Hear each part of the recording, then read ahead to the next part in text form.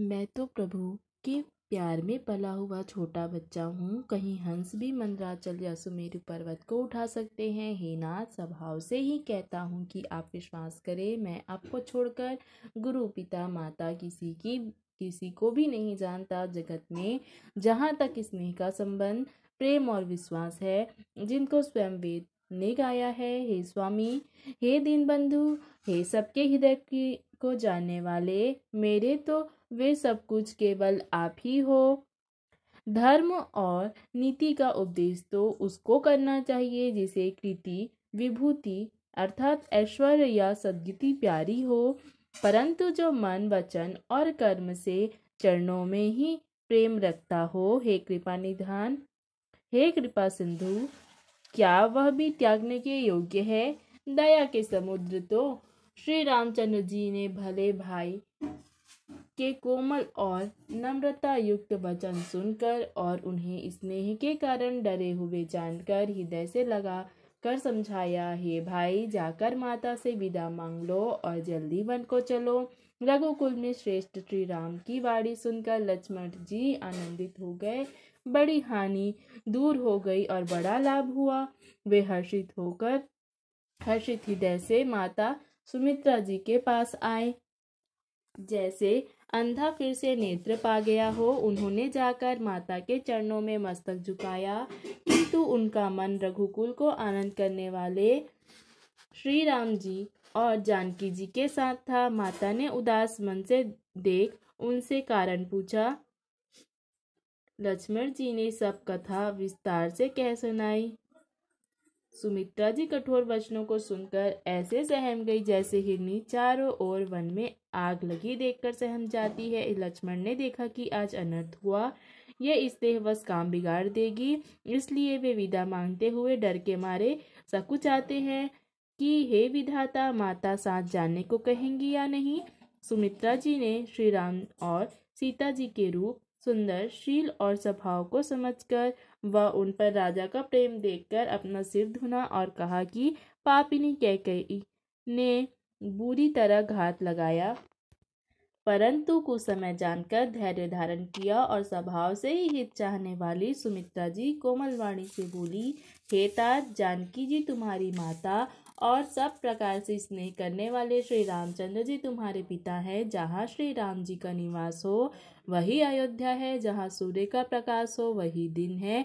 यदि निश्चय ही सीताराम वन को जाते हैं तो अयोध्या में तुम्हारा कुछ भी काम नहीं है। गुरु पिता माता भाई देवता और स्वामी, इन सब की सेवा प्राण के समान करनी चाहिए। फिर श्री रामचंद्र जी तो प्राणों के भी प्रिय हैं, हृदय के भी जीवन है और सभी के स्वार्थ रहित सखा है। जगत में जहाँ तक पूजनीय और परम प्रिय लोग हैं, सब राम जी के नाते से ही मानने योग्य है। हृदय में ऐसा जानकर हे तात, उनके साथ वन जाओ और संसार में जीने का लाभ उठाओ। मैं बलिहारी जाती हूँ। हे पुत्र, मेरे समेत तुम बड़े ही सौभाग्य के पात्र हुए जो तुम्हारे चित्त ने छल छोड़कर श्री राम के चरणों में स्थान प्राप्त किया है। संसार में वही युवती स्त्री पुत्रवती है जिसका पुत्र श्री रघुनाथ जी का भक्त हो, नहीं तो जो राम से विमुख पुत्र से अपना हित जानती है, वह तो बांझी अच्छी है। पशु की भांति उसका ब्याना अर्थात पुत्र प्रसव करना व्यर्थ ही है। तुम्हारे ही भाग्य से श्री राम जी वन को जा रहे हैं। हे तात, दूसरा कोई कारण नहीं है। संपूर्ण पुण्यों का सबसे बड़ा फल यही है कि श्री सीताराम जी के चरणों में स्वाभाविक प्रेम हो। राग द्वेष ईर्ष्या मद और मोह इनके वश स्वप्न में भी मत होना। सब प्रकार के विकारों का त्याग कर मन वचन और कर्म से श्री सीताराम जी की सेवा करना। तुमको वन में सब प्रकार के आराम हैं, जिसके साथ श्री राम जी और सीता जी रूप माता पिता हैं। हे पुत्र, तुम वही करना जिससे श्री रामचंद्र वन में क्लेश न पाए। मेरा यही उपदेश है। हे तात, मेरा यही उपदेश है कि जिससे वन में तुम्हारे कारण श्री राम जी और सीता जी सुख पाए और पिता माता प्रिय परिवार तथा नगर के सुखों की याद भूल जाए। तुलसीदास जी कहते हैं कि सुमित्रा जी ने इस प्रकार हमारे प्रभु अर्थात श्री लक्ष्मण जी को शिक्षा देकर आज्ञा दी और फिर यह आशीर्वाद दिया कि श्री सीता जी और श्री रघुवीर जी के चरणों में तुम्हारा पवित्र निष्काम एवं अनन्य एवं प्रगाढ़ प्रेम प्रतिदिन नया हो। माता के चरणों में सिर झुकाकर हृदय में डरते हुए लक्ष्मण जी तुरंत इस तरह चल दिए जैसे सौभाग्यवश कोई हिरण कठिन फंदे को तोड़कर भाग निकला हो। लक्ष्मण जी वहां गए जहां श्री जानकी नाथ थे और प्रिय का साथ पाकर बड़े ही प्रसन्न हुए।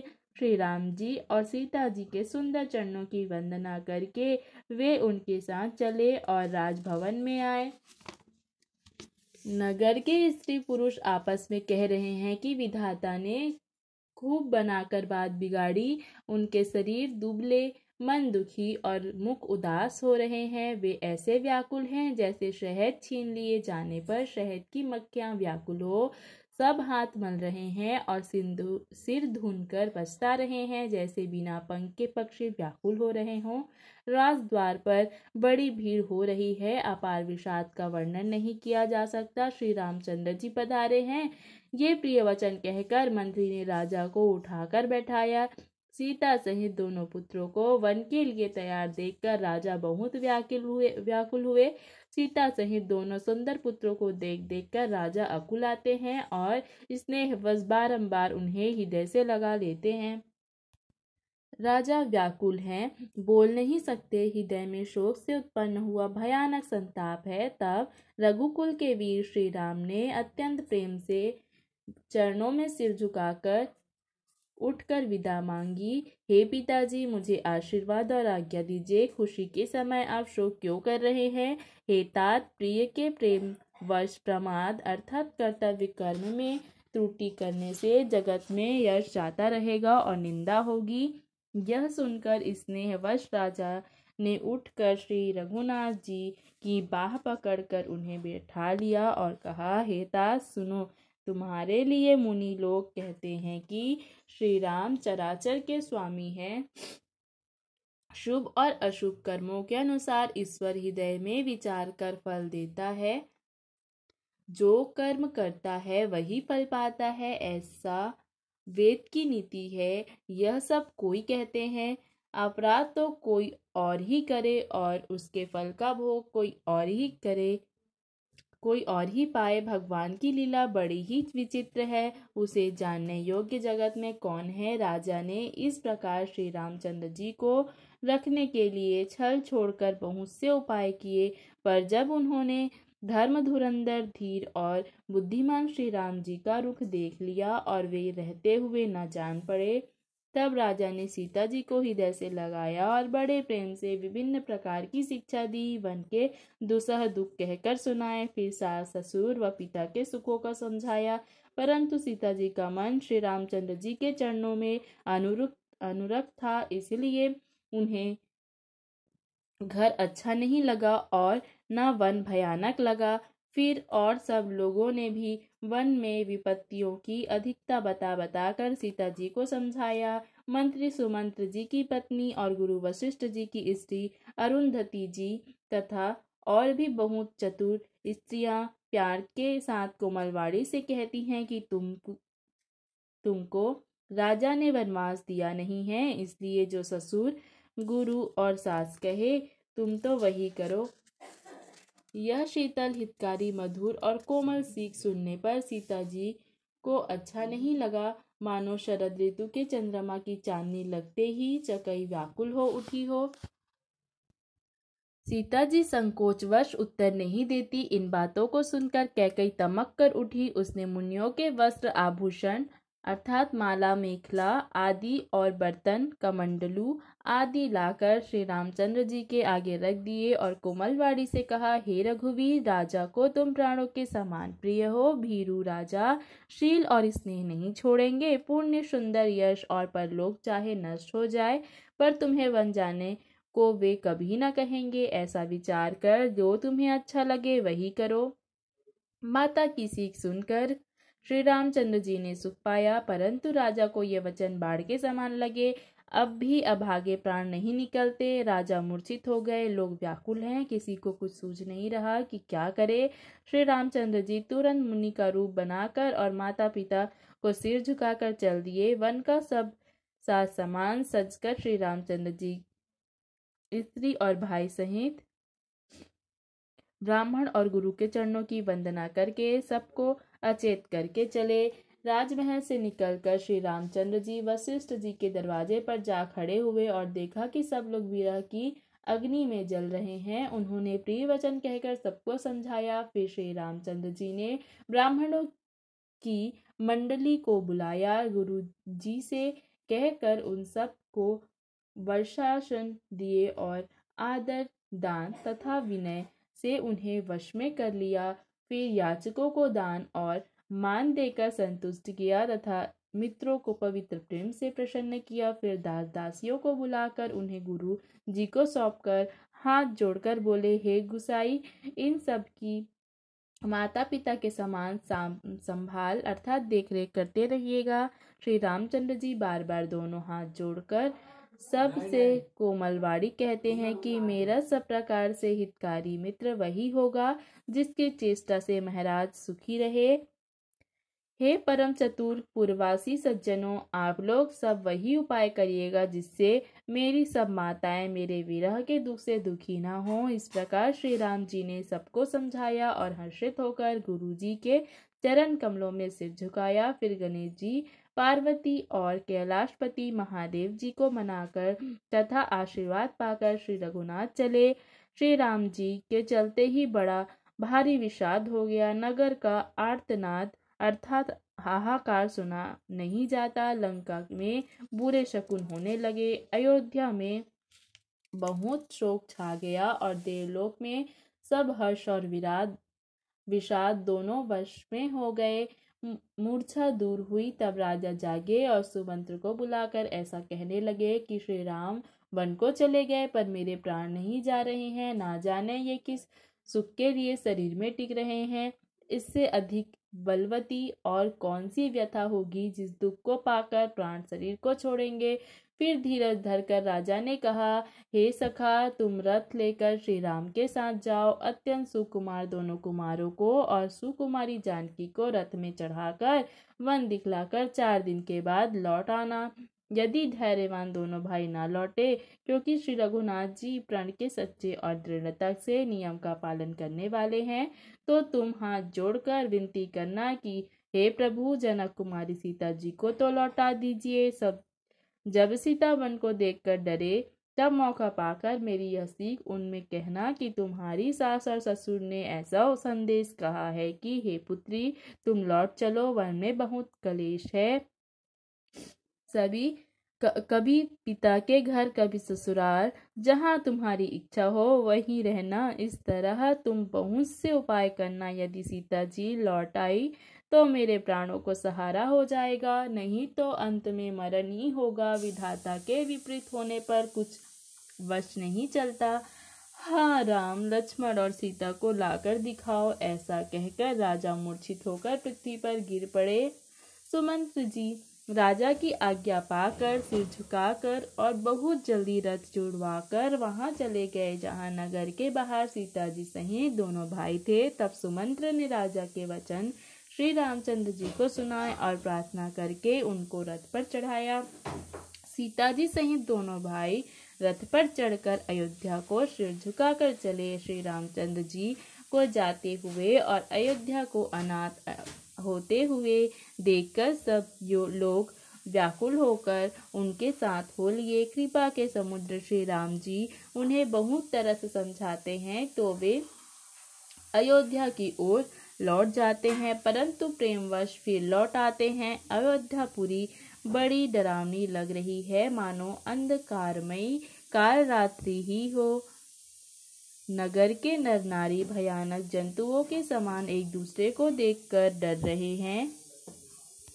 घर शमशान, कुटुंबी भूत प्रेत और पुत्र हितैषी और मित्र जैसे यमराज के दूत हैं। बगीचों में वृक्ष और बेलें कुम्हला रही हैं। नदी और तालाब ऐसे भयानक लगते हैं कि उनकी ओर देखा भी नहीं जाता। करोड़ों घोड़े, हाथी, खेलने के लिए पाले हुए हिरन, नगर के गाय बैल बकरी आदि पशु, पपीहे, मोर, कोयल, चकवे, तोते, मैना, सारस, हंस और चकोर श्री राम जी के वियोग में सभी व्याकुल हुए। जहाँ तहाँ खड़े हैं, जैसे तस्वीरों में लिखकर बनाए हुए हैं। नगर जैसे फलों से परिपूर्ण बड़ा भारी सघन वन था। नगर निवासी सब स्त्री पुरुष, बहुत से पशु पक्षी थे। विधाता ने कैकेयी को भीलनी बनाया, जिसने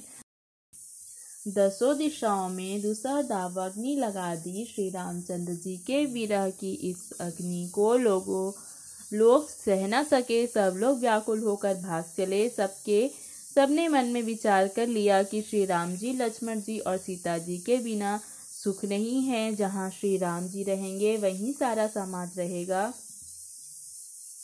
श्री रामचंद्र जी के बिना अयोध्या में हम लोगों का कुछ काम नहीं है।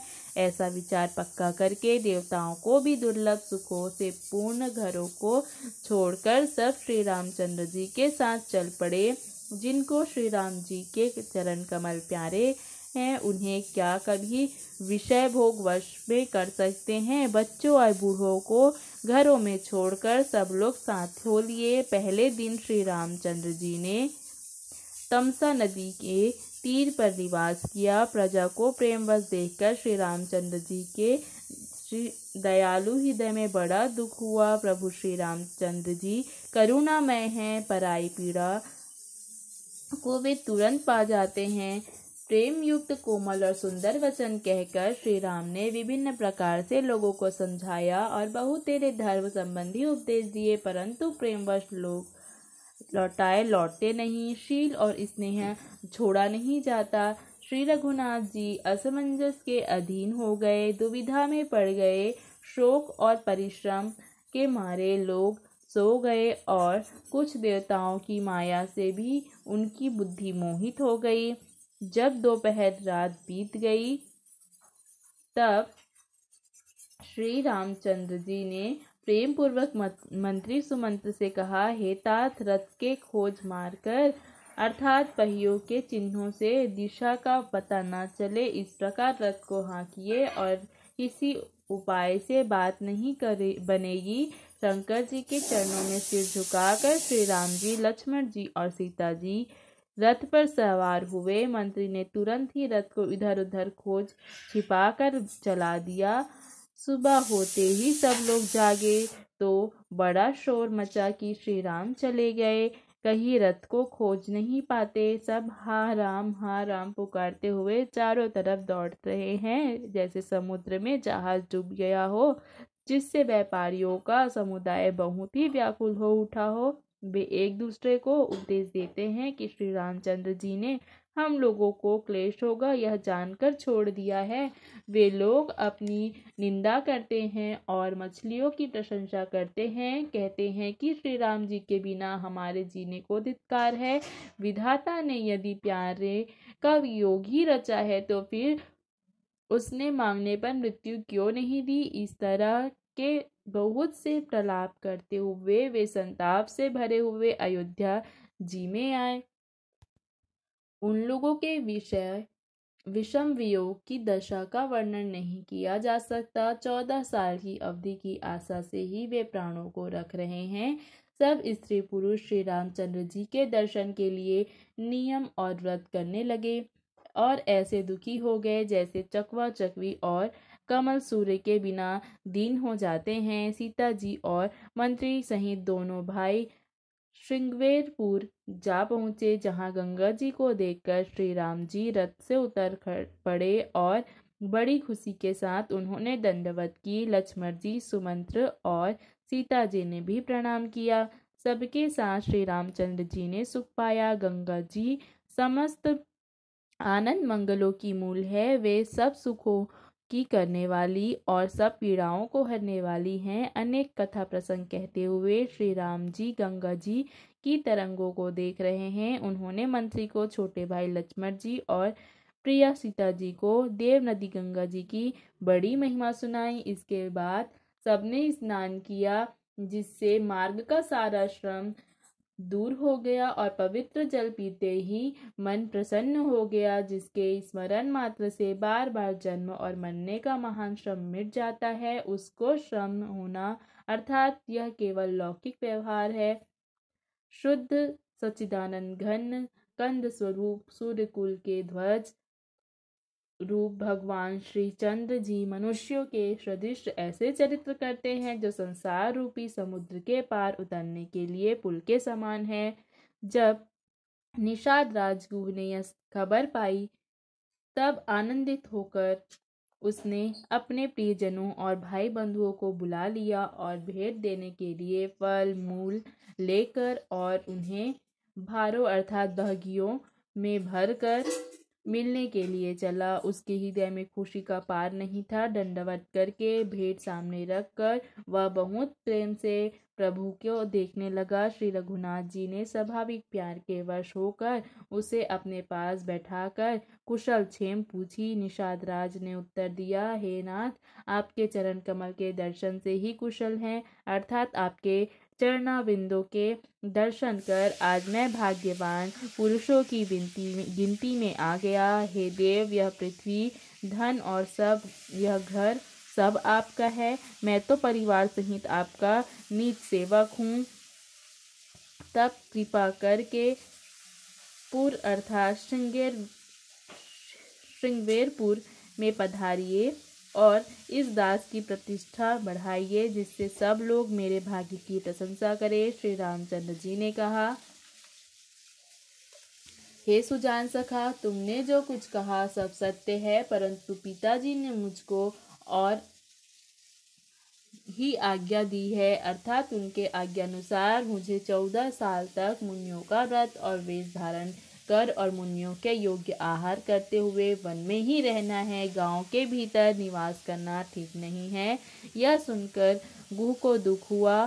श्री राम जी लक्ष्मण जी और सीता जी के रूप को देखकर गांव के स्त्री पुरुष प्रेम के साथ चर्चा करते हैं कि कोई कहती है, हे सखी, कहो तो वे माता पिता कैसे हैं जिन्होंने ऐसे सुंदर सुकुमार बालकों को वन में भेज दिया। कोई एक कहते हैं, राजा ने अच्छा ही किया, इसी बहाने हमें भी ब्रह्मा ने आंखों का लाभ दिया।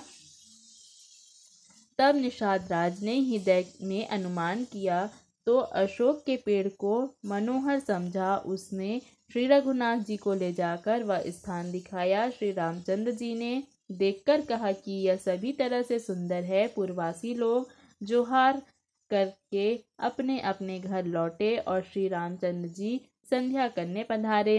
गुह ने इसी बीच कुश और कोमल पत्तों की कोमल और सुंदर सी साथरी सजाकर बिछा दी और पवित्र मीठे और कोमल देख देख कर दोनों में भर भर कर फल और मूल पानी रख दिया, अथवा अपने हाथ से फल मूल दोनों में भर भर कर रख दिए। सीता जी, सुमंत्र जी और भाई लक्ष्मण जी सहित कंद मूल फल खाकर रघुकुल मणि श्री रामचंद्र जी लेट गए। भाई लक्ष्मण जी उनके पैर दबाने लगे। फिर प्रभु श्री रामचंद्र जी को सोए हुए जानकर लक्ष्मण जी उठे और कोमलवाड़ी से मंत्री सुमंत्र जी को सोने के लिए कहकर वहां से कुछ दूर धनुष बाण से सजकर वीरासन में बैठकर जागने लगे, अर्थात पहरा देने लगे।